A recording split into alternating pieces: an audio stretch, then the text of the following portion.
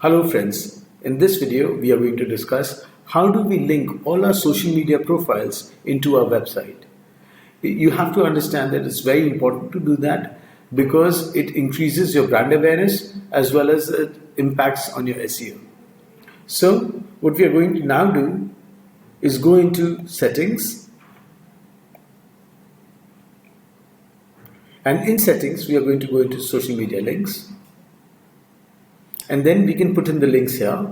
So let me show you how the website is looking at right now. So the website is looking like this, where there are no social media links. All we need to do is put in the details here. And once we've done that, if I refresh my website,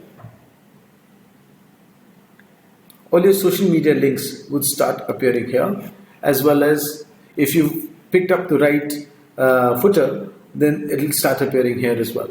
So this gives a brand awareness to your social media as well as to your e-commerce website. Thank you.